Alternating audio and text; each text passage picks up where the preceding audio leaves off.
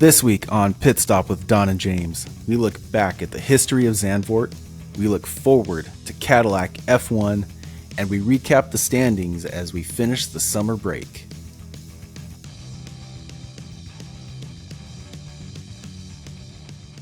Welcome to Pit Stop with Don and James. I'm James.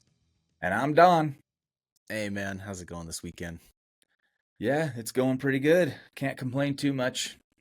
Yeah. Finally seeing a little bit of moisture. It's raining here in the Salt Lake area, so it's been wild. There's been wildfires everywhere, and so the rain is a welcome weather change for us.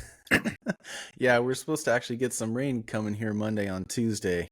At least that's what it said last week. I'm looking at it now, and it says now it's only happening on Tuesday. So we'll see if it continues to hold up and get some cooler weather. We're still cruising in at 106. Oh, man. Yeah. Yeah. When does it usually start to cool down for you guys down there?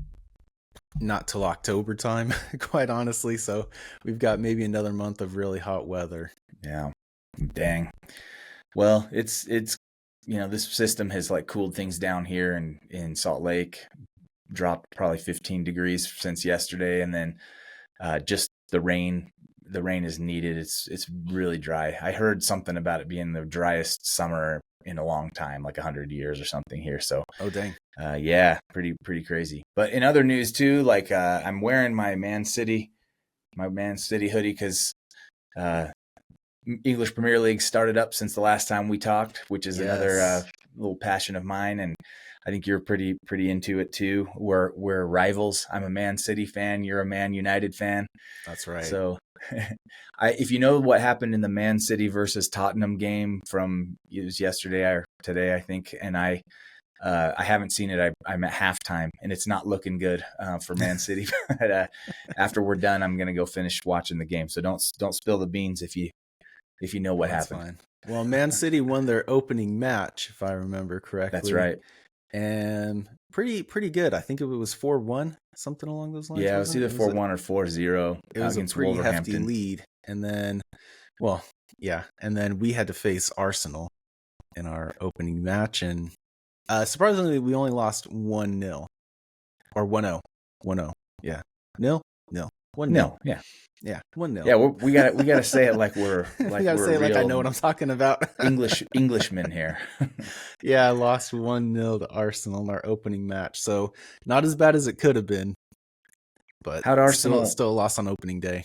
How'd Arsenal look? Because they were good last year. In fact, I feel like they were leading the league for a short time. But did they look solid? They finished runner up 3 years in a row, I think is how long it's been. They've come second twice or 3 times. So that's always a heartbreak. But I would say if they played a tougher team, it might have been a little more close. But if you looked at what's crazy about that opening game is when you looked at the stats, all the stats were leaning towards Man United. They should have had way more goals because the possession was higher. The kicks on goal were way higher, and they just couldn't connect it. So a real heartbreak. So maybe if they were playing a tougher team, it would have seemed like they looked better. But since they beat Man United, I can't say that they were that good. Yeah. Since Man United's kind of been lower on the totem pole as of late. If they barely beat them and their stats for possession and shots were worse, that doesn't bode well for Arsenal. Yeah, well, it's only been the first full week, right? Yeah. And Arsenal's leading at 2 wins. So yeah. Well, I love the league. It's so fun to watch, and yeah, I'll be cheering on my team. I also love, Peacock has like almost all the games, and so you can watch them. That's where I'm watching them. Rewatch them. Usually they don't make you wait too long for a replay, but sometimes they do. I don't know what the rule is about that, but yeah. So welcome back, soccer. We've been off of Formula One for a few weeks in the summer break. What have you been doing to fill the time, James? We took a break last week ourselves too, so that was not bad. Oh yeah, that's right. We took a I think that's the first week we took off Yeah, year, right? yeah, Yep. We finally gave ourselves a Sunday rest. which is nice. I kind of needed it. It's Yeah. been super busy. Well, you do a lot more work on this thing than me. I don't know if people know, but you do all the editing and whatnot. And so I just sit here and talk to you, and then you get it all ready to go out. So you did definitely need that break. It's exhausting work. It is, but it's always fun. I always Yeah. enjoy it. But yeah, I guess we should say we have been off. This is the last week. We come back next week with the Dutch Grand Prix in the Netherlands.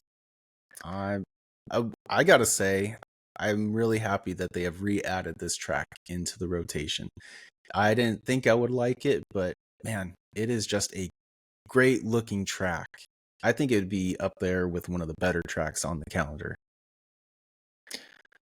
Yeah. I mean, I don't have a history, to know. I think that when I was reading some stuff just to kind of get ready for the episode, it was one of the original tracks, right? Like way back in like around 1950, and was used, I think, up until 1985 ish. So it was on a lot of those calendars for the majority of the early part of F1, and then it just was gone. They didn't renew the contract and came back recently. I think it was supposed to start back up in 2020, but they canceled it. It was one of the circuits, the races that got canceled due to the COVID-19 pandemic. So Yeah. it was the first time back was really 2021. And I don't know about you. I mean, do you think that it had something to do with, or everything to do with, Max Verstappen being the toast of Formula One, and it was like, okay, we got to capitalize on his home fans from Holland?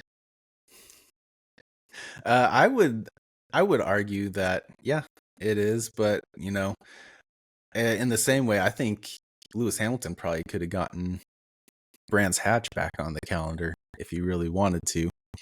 But yeah, I think it's got something to do with that, and it's been a 35-year hiatus. So you're right, it did come back in 2021, and it prior to that, the last race was in 1985. So it's been a definite minute. They did a great job resurfacing the track and bringing it up to current standards for the modern F1 grid. And it's always provided some great racing, last year included. And so I'm really hoping this year is going to be no exception. Yeah. Yeah, I always am drawn to a track with kind of a weird shape. Like if it Same. just looks on the map like it does something interesting. I like that, instead of just kind of being you know, roughly an oval, or they have a lot of kind of knife blade shaped tracks out there. And this Mhm. one is different. I don't think there's anything else that looks like it. I'm not even quite sure what shape you'd call it. It has changed significantly, I think, from the early days. In the early days, it was more of a big loop with a tail on it somewhere that kind of gave you a little bit of a hairpin. But I think they kind of made it, it's almost like a three-sided shape or something, now. I don't know I don't know if I'm sounding like a crazy man trying to explain the shape of this thing, No, but yeah, you're right. It's it gone through several different iterations. yeah. So yeah, looking forward to it. We definitely want to talk about it. I think I don't know. Did you want to start talking about Zandvoort, or do you want to talk about some more of the gossip? What are we going to do today? Yeah, let's continue on with Zandvoort. I guess we could talk about last race because man, going back to how we've been saying previously, Lando Norris started on pole, and in typical Norris Lando fashion, he lost it into turn one. Now, I was rewatching it.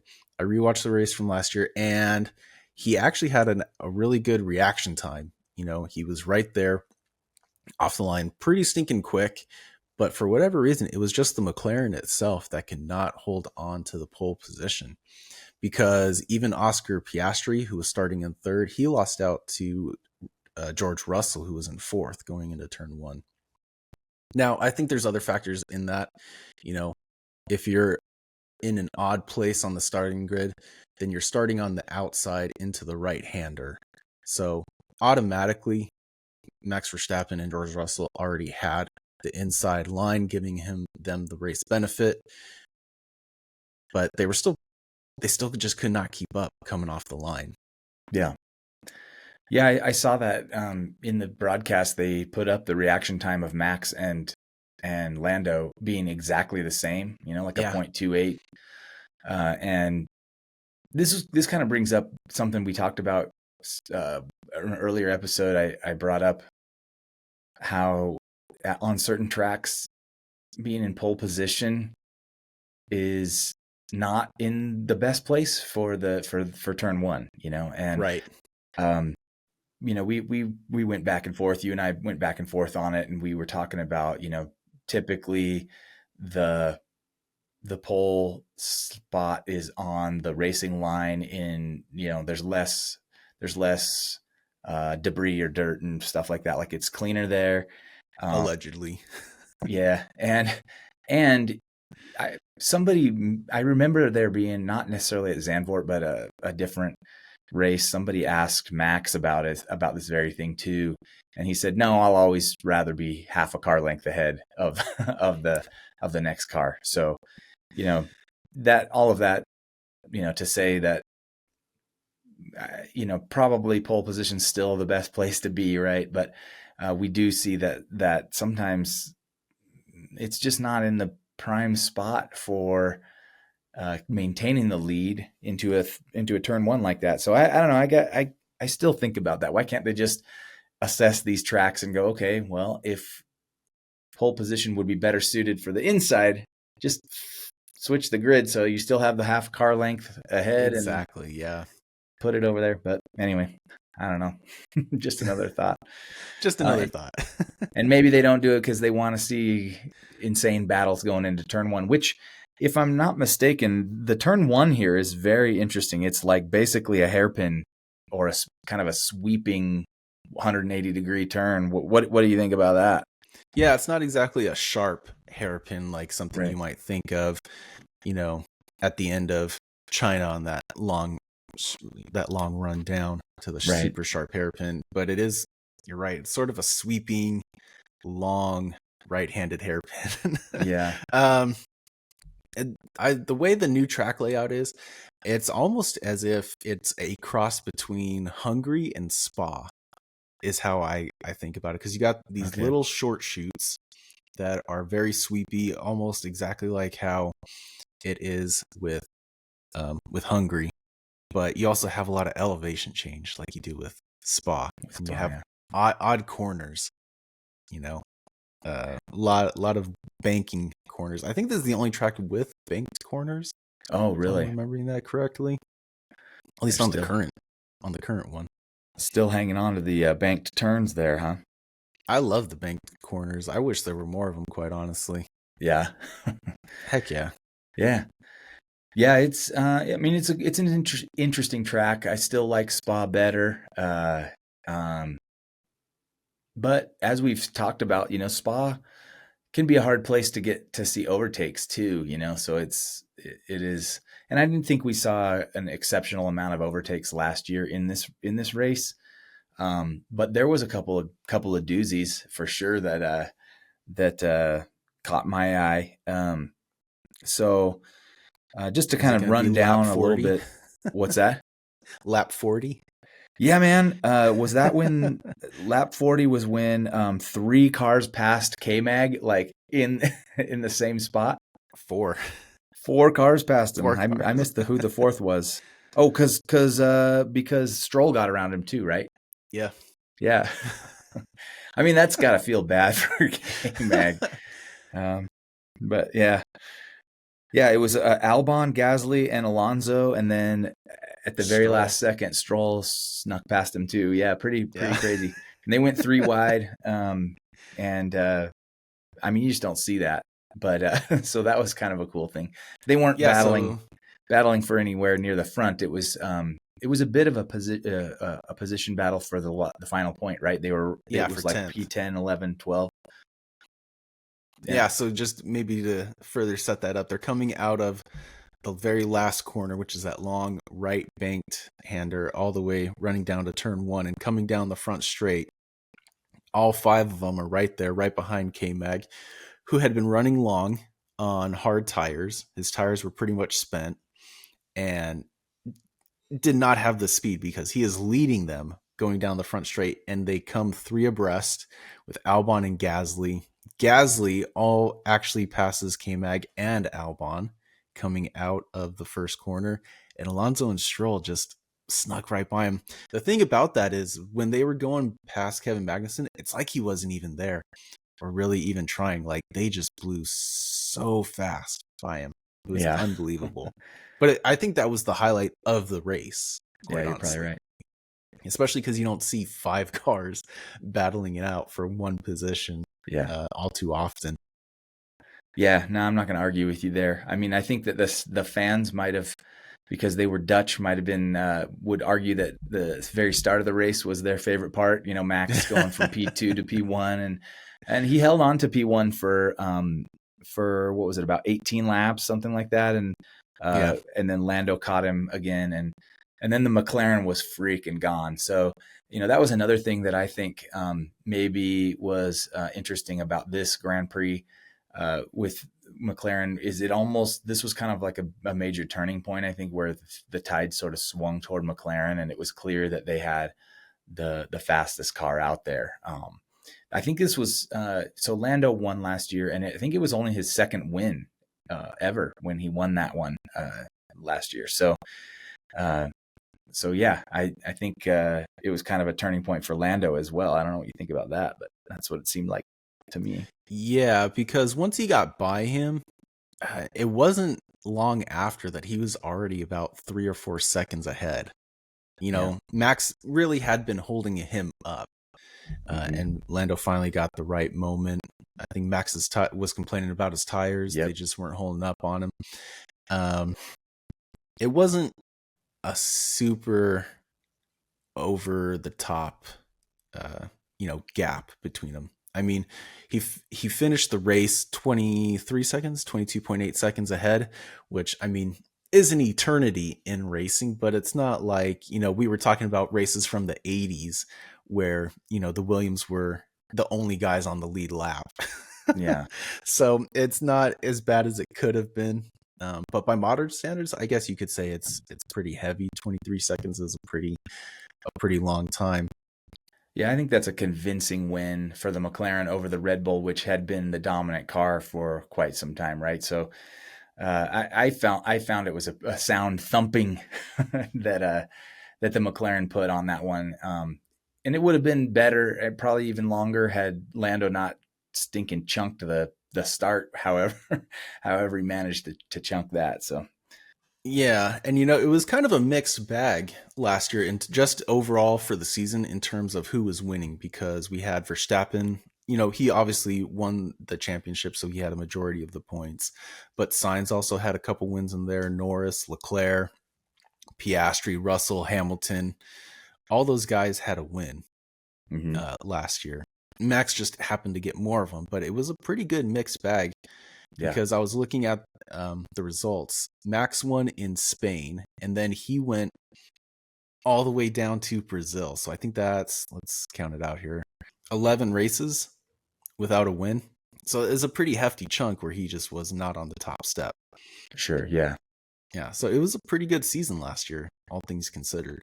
Yeah, there was a little more parity than we're seeing this year, which has been just McLaren domination, right? So, yeah, I would say that. But I would also think the biggest mover of last year would be Charles Leclerc, because he finished out the podium, P3. Not a bad result considering he started all the way down in 6th. So he moved up 3 spots. nice, yeah, yeah. He Charles strings together like very good driver results, and I feel like he would be a champion driver if there was just a couple of different factors, like the car. The car could be better. but it seems like the strategy and the team gets in the way of Charles Leclerc. That's my take on it.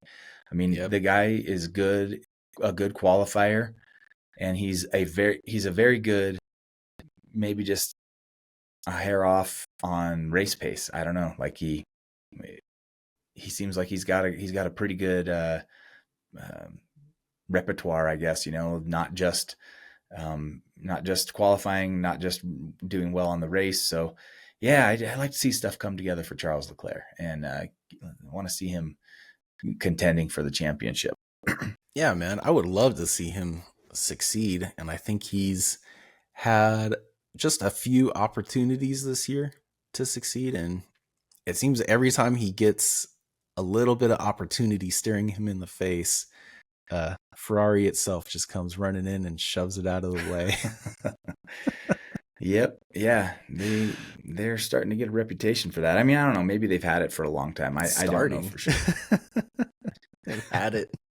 Yeah, They've had it for a while. yeah. Maybe not when Schumacher was there, dominating, but even then they still kind of stuck their nose into things famously. But yeah, so what do you think is going to happen going into this race? I mean, obviously McLaren are running away with it. Max has 2 wins this year. Russell's got 1, of course, in Canada, but everything else has been McLaren. So what do you think your bold predictions are going to be going into this upcoming race? Well, since they restarted this race in 2021, Max has won 3 out of the 4 races that they've done there. He Right. won in 21 through 23 and was P2 last year. I would have a hard time. I wanted to predict that he'd win it again, but I don't think he will. But I am going to say this, and I think this is kind of a weak, bold prediction, but I say that it's the 2 McLarens split by Max on the podium. And so Max comes in P2. And that actually does seem like a bit of a bold prediction given the latest form from Red Bull and from Max. He hasn't been as dominant or up near those positions lately. So, I think that in his home race, coming off the rest of the summer break, he's gonna find his way back up there and split the McLarens again. That's sort of a weak, bold prediction, but that's what I'm going with today. I'm going to go ahead and put Charles Leclerc back on the podium because he got a podium in Spa, he finished out the podium in 3rd, and he also finished out the podium in Austria, coming in 3rd. So I think he'll have a return to it. But if we're going off just off of last race, man, those Aston Martins were looking pretty stinking quick last time around. So I think Fernando Alonso and Lance Stroll are both going to be back in the top 10 again. Yeah, that's more of a bold prediction. That I like that. And I think you could be right. Like, yeah, they're finding something right now, so that's good. I like to see them click in. I didn't like at the beginning of the year how they were just kind of nowhere to be found, but they've found a little bit of form and ability to get some points. So they've jumped up a bit from where they started. Yeah, I'll throw one more out there too. I think Gabriel Bortoleto will come back and be in the top 10 again. He finished 6th last time, man. What a fantastic race for him. I'm really hoping he can capitalize and continue to move up again. Yeah, betting on Sauber right now to get results is not a crazy thing to do. They've strung together several points finishes in a row. Well, 3 or 4, maybe not several. I can't remember off the top of my head, but yeah, they've had a great year. So you bring up Bortoleto, and maybe this is going to tangent us off onto some gossip, but I was doing a little bit of just perusing some of the news, and actually, there was there's been a lot of stuff swirling around about Cadillac joining the grid next year, and actually Hinchcliffe James Hinchcliffe, former IndyCar driver, F1 commentator. James Hinchcliffe he was sort of throwing it out there that he thought Cadillac should try to snag Bortoleto. That Oh, really? he's had the best year of the rookies that are out there, and I thought that was a little bit bold. So there's a bold prediction for you that Cadillac nabs rookie driver Gabriel Bortoleto for its driver lineup. I don't know if that's going to happen, but I thought that was interesting. That'd be an interesting proposition. Yeah, you say that, and obviously the rumor mill has been running. All the rumor mills have been running, saying that it's basically a done deal that Valtteri Bottas and Sergio Perez are going to be in those seats next year. Let's say hypothetically that is true. Do you think they come out swinging? I mean, I'm famous for my crazy bold predictions, but I'm not going to say that they're going to jump out to they're going to jump out to anything. I mean, if they had a surprise year, I think surprise success would be like what, P7 or higher. Like anything P7 or higher. That would be, and now that there'd be I guess an 11th team, maybe P8 or higher would even be considered a good success for their first year out. I mean, and that wouldn't really, I wouldn't put any of that on the driver lineup. I think Sergio Perez is a great driver. Bottas also has proven his worth as a driver. Both of those guys have been a number two to like an all-time great, right? Bottas was Hamilton's number two, kind of begrudgingly accepting that he was a number two to Lewis Hamilton for many years or several years in Mercedes, and Checo Perez, second seat to Max Verstappen. And I thought of all the people that have sat in that role as the second seat to Max Verstappen, he was clearly the best one to do it. He won several races as a number two to Max. He helped Max in many ways, I think, achieve that first ever championship win by I mean, they started calling him the Minister of Defense, right? Because he was so good at holding people back, right, and letting Max build gaps to be able to pit or whatever. He was good at that, and I think he deserves a lot of credit. And I think it was a bit of a shame that he was let go. I understood it though, because his form was not impeccable. He definitely started a couple of those years strong and then just faded off as the season went along for whatever reason. And they tried something to fan the flames back to where they were, and nothing has worked so far. The Liam Lawson thing was probably a misstep to fire him. It was probably a misstep to bring him up, but I think letting him go and replacing him with Yuki was a mistake. That's how it looks anyway now that Yuki has come on and really not done anything. So yeah, I'd love to see Checo Perez back on the grid. I like this guy. I think he's a good driver. He's got a lot of history, and yeah, that's my hope. I hope he gets that. Yeah, man. I think Cadillac has the potential, because you look at how they've been doing in the IMSA Sports Car Championship. They have a few championships under the belt. They make a very competitive car. Mm-hmm. Cadillac is, of course, part of the GM family. So, if they have the guys from the Chevrolet racing division pitching in a little bit, I think they could be very, very competitive. Chevrolet's had great success also running in the IMSA categories. I've been on their hiring portal, and they are just hiring engineers like crazy, man. So I think they're really gunning for it. I will say, if they don't come out swinging in 2026, I think it'll be maybe just a year or two where they really start to make that shift and be really competitive. I have really high hopes. I'd really like to see, an American team do really, really well in F1, because it has been a minute, and it is 2025. We are all about representation, and we need some more American representation in F1. That's right.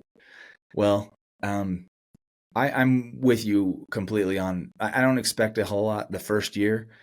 Um, and they're also not going to be doing their own power unit the first year, right? Like they're not. I think Right. it's 2 years in or something that they plan to actually do their own race engine.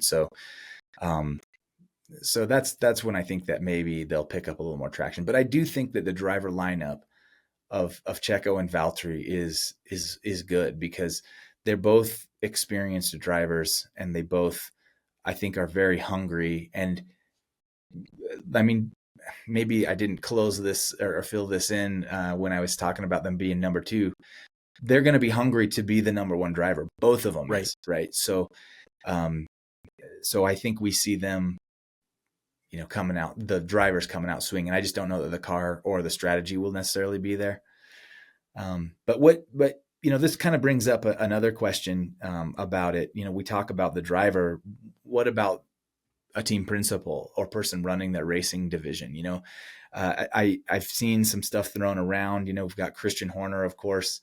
Uh, I thought I saw some rumors or press that he is. When he first was fired as the team principal, that they were keeping him around. But I don't know. That Right. might be coming to an end. I thought I saw some rumors that was coming to an end. That he was kept around, but in some other capacity, and they're now going to cut him loose completely. So maybe he's available out there. Any other names that you could throw out there for a leadership role there?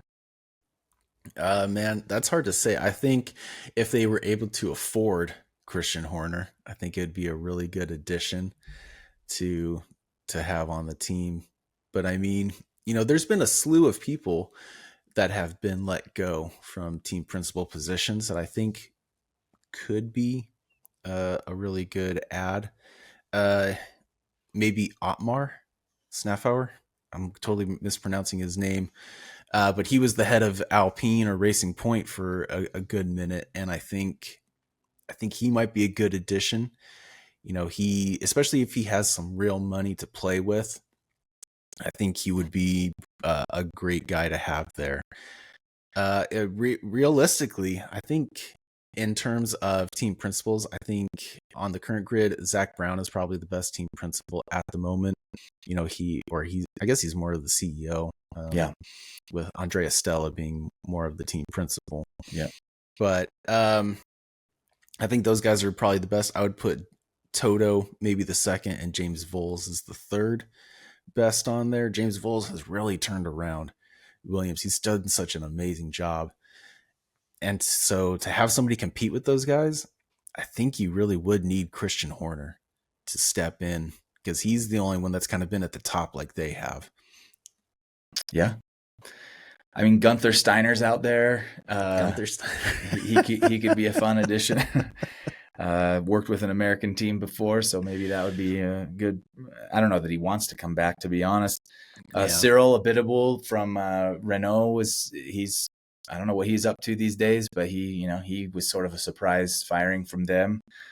I don't know. A couple other kind of crazy ideas would be like maybe a former driver. I don't know, like a Nico Rosberg or another guy who's pretty articulate is James Hinchcliffe, who we talked about. I don't know if he has any interest in doing something like that, but with the IndyCar, connections, I think he's a Canadian guy, kind of America's brother, Yeah, or United States brother. So I don't know. Those are a few thoughts I had about people that were out there that could do it. Personally, I really like Gunther. I think he brings a bit of flavor to the sport. He's a kind of a funny, foul-mouthed guy, but doesn't have a lot of proven success, I guess, as a team principal. Has he ever done any other team principal work besides for Haas? Gunther Steiner? Yeah. I don't know. I'm not really familiar about his history. Yeah. I was also thinking maybe getting, somebody out of a different series coming in because you could probably have, one of the guys running Porsche or Toyota over in the World Endurance Championship coming over because they've had tremendous success on their own. Toyota's won the 24-hour Le Mans a handful of times. Same thing with Porsche. They've won a handful of times. And I think you really just need somebody that has success coming in.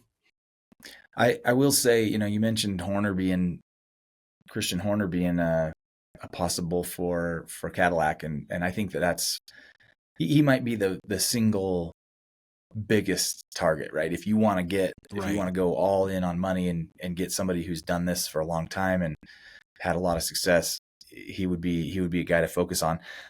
Although I will say that there's been a little bit of buzz, including I heard a quote from Ralf Schumacher about thinking that Alpine needs to make a play for Horner. So that could be another thing. I think we talked about it on an earlier episode that evidently Flavio Briatore and Christian Horner know each other well, and that could be another place where we see Horner land. So yeah, it's gonna be a fun one, man. I'm looking forward to it. I'm looking at the Cadillac Formula One site right now, and it looks like they're running Ferrari engines is how they're gonna start off. So hopefully they'll be competitive with that, tune it up. And right now it lists team principals as Graham Loudon and Dan Taurus, who's the CEO. I don't know that I've ever heard of these guys. I know I haven't. Looks like he's had success. Or not success, but he's been with F1 before. Looks like he's worked with Virgin when they were running in the early 2010s, and then Marussia shortly after Virgin. So he's been there. I don't know how I feel about that, quite honestly. Yeah. Because those teams were not successful by any measure of the word. And I think you need somebody that has had success to come in and lead this team.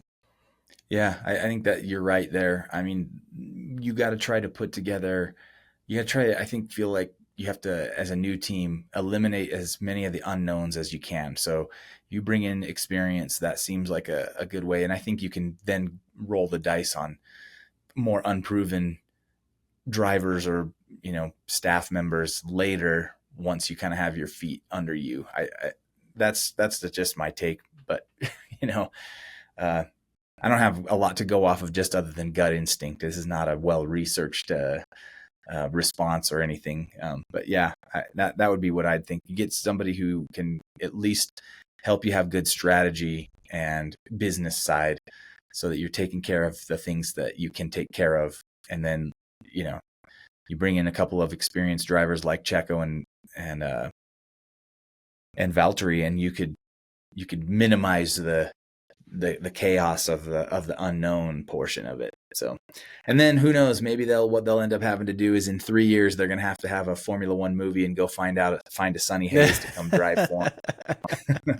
They'll pull Fernando Alonso out of retirement, or Danny Rick out of retirement, or Roman Grosjean, if you want to have somebody who is in a devastating crash, come fix us. Yeah, man. So I don't know. My hopes are high. And my head's down low on this one. Well, it's going to be interesting. I'm excited for not only that change, but I'm excited to see what Audi does. I want to see if when Sauber becomes Audi, I don't know if that's going to have any monumental change other than maybe to their livery and the logo that they display for them. But if they make any kind of changes there, Audi is kind of a cool car company, and I would like to see what happens with that. So yeah, we'll have a lot to talk about in the off season, man. Well, they're actually going to be running an Audi engine, right? Yeah. I think you're right. Man, that's exciting. When I fell in love with Audi cars was, do you remember an old movie called Ronin with oh my gosh, Robert De Niro? I've never seen it, but I remember it. So there's a scene, it's kind of like a mystery thriller type, almost like a spy, international spy kind of a thing. And he's this he's this operative guy. Robert De Niro's this operative guy, and he's really smart. And it's like a heist kind of a movie, right? So like there's this briefcase or something that they're trying to like steal from somebody, and Yeah. he's working with this group of people, almost like Mission Impossible, where there's all these different people with different specialties and everything. And there's a driver, there's like a getaway driver type guy, and they're trying to figure out what car to use. And he's like, I need something that's, it's got power and blah blah blah. And he rattles off all this stuff. And he's like, I'm thinking like the Audi, and I don't even remember what model it was, but it's like this is from 25 years ago. So Yeah. whatever was the A8 or whatever it was, and he. And like they had this really classy looking black Audi in that car in that movie that they drove and did these getaways and everything in. And I was like, man, I really like that thing. So anyway, that was kind of like my first love affair with the Audi car. So I'm excited to see. Yeah, man. I hope their livery is great. I hope their engine's great. I think we need more engine manufacturers in Formula One. I think this is a great step forward, especially when Cadillac finally shift and have their own engine. I think it's going to be really interesting to see. Yeah. Well, so that's kind of interesting too. I went back and did a little research to kind of bring this. I don't know if we needed to do this, but I'm going to bring it back to Zandvoort just a bit. Like we said, Zandvoort was a fixture on the F1 calendar for a long time, and it seemed to me that based on a Wikipedia search, so this could be something we need to fact check. But the constructor that has the most wins at Zandvoort, did you look that up? I did not know. Evidently, it's Ford. With 10 wins. That, according to one of the charts that I looked at, it was Ford has had 10 wins. However, they were also partnered with some other company, Sonoma, Cosworth. maybe Cosworth. And so that was an interesting stat to me.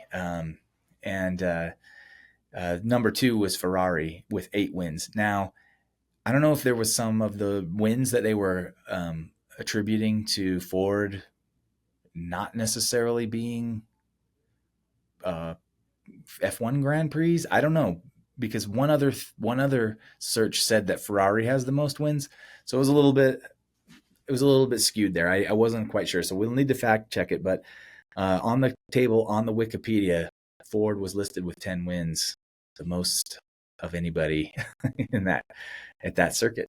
Kind of crazy. That's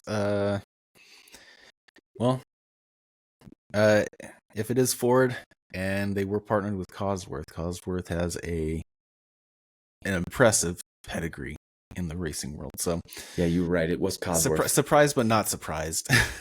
Yeah. Yeah, man. Interestingly, too. Oh yeah. The best driver at that circuit, or the most wins, was Jim Clark, a British driver. Had 4 wins. Great Jim Clark. Yep.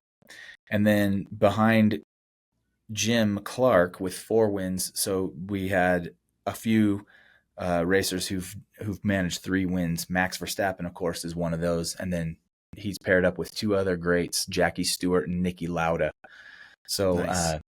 That's kind of a little bit of history there on the circuit, and kind of interesting. I think Max is going to want that record, man. He's going to want to tie Jim Clark, so maybe he pulls it off. Well, I think it'll be a miracle if he does pull it off, only because he had such a poor outing in Hungary. I don't know if it's just the car wasn't suited for how short and how narrow the track is, or whatever it was, but he finished 9th. Not the best outing that he could have had. I hope it's not the end for him, but I think in all honesty, I think McLaren are going to be 1-2 on the step. We could see rain, we could see some things that mix things up, and maybe he gets another shot at it. And Max will surprise us from time to time too, just out of nowhere pull a pull a great qualifying, and I think that'll have a big impact as well, where he ends up qualifying. So yeah, I mean, it's very hard to bet against the McLarens, but I would be happy if Max won it for the home win, because next year we're gonna have to talk about home wins again. Yeah. We can add that one, where he matches Jim Clark's record of 4 wins around, and it'll be a home circuit win, so that'll be interesting. And then also just, you know, yeah, I don't know, maybe something happens in the offseason or during the summer break where they were able to make some strides somewhere, because yeah, this is looking like a real uphill battle for Red Bull to be anywhere near the top of the constructors podium even. Yeah, maybe before we sign off, we should just give kind of a quick rundown of where everybody is. So we've got Piastri, who's currently numero uno at the moment, with Lando Norris running in second. 284 to 275 points, so less than 10 points are separating them. Max Verstappen is in third, all the way down at 187 points, so almost a full 100 points behind the leader. And we got George Russell in fourth with Leclerc, Hamilton, Antonelli, Albon rocking it in P8, Nico Hulkenberg in P9, and Esteban Ocon rounding out the top 10. Hulkenberg's got 37 points, and then you have Ocon, Fernando, and Lance Stroll that are all within 11 points of each other. So it's going to be a tight-knit battle for that 9th and 10th spot running in. It's coming up close. And then as for teams, we've got McLaren, Ferrari, Mercedes, Red Bull, Williams, Aston Martin, Sauber, Racing Bulls, Haas, and Alpine. You know, I like to think Pierre Gasly has been doing a decent job, but not as well as I would have thought. You know, he's got 20 points, and you want to talk. I know you mentioned mistakes about moving Yuki and Liam Lawson. I think the bigger mistake was replacing Colapinto, replacing Jack Doohan. I think they should have continued to let Jack Doohan sit in and, you know, improve with the car and as a driver over the season. I think that would have been the better play to do, because yeah, he kind of had a few bonehead maneuvers, but he's not a bad driver. He's actually a really great driver. You know, he's worked his way up. I think he has real talent. Not to say Colapinto doesn't, but I think the way they did Doohan was really dirty and should have given him the full season. Yeah. But it's all to play for, man. It's all to play for. I hear you there. And one other point on Colapinto, he wrecked their car during a Pirelli tire test at the Hungaroring. So yeah, maybe he gets bonehead of the summer break award. So yeah, one, yeah, that's rough. That's rough for Colapinto, and not great for Doohan either. Yeah, it's been an awkward thing over there at Alpine, and Alpine is having a bad year. They're sitting on 20 points, 15 points behind Haas. Now, we've seen it before where one good result can propel you in those back markers, and that happened to Alpine last year. They got a double podium finish at some point in the race, which kind of salvaged their season.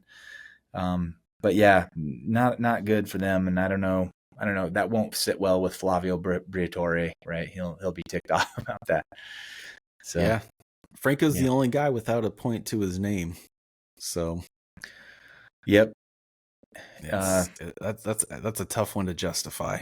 Yeah, but you're right. One race is all it takes. I mean, we saw it with Nico Hulkenberg. Man, he propelled himself into the top 10. I know. Yeah, that's crazy. in one race. So that's all it takes amongst the back markers when you're only racking up 1 point, 2 point, 3 points every race.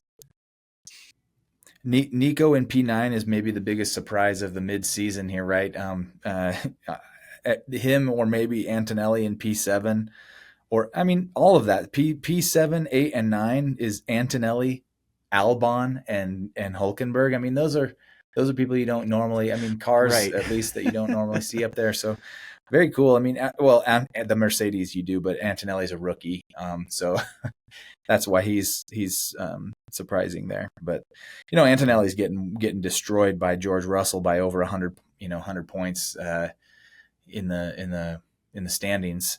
So Antonelli's not squeezing the most out of that car. That was a thing I was actually a little surprised about with why Toto decided to go that route and bring a rookie up. I mean, he I guess Antonelli showed some promise in the lower series, and then again at the beginning of this year. But anyway, hopefully he can build off of a decent year. But yeah, the first quarter he was doing really well, and then the second quarter he's had 4 DNFs, and then he's only been in the top 10 twice.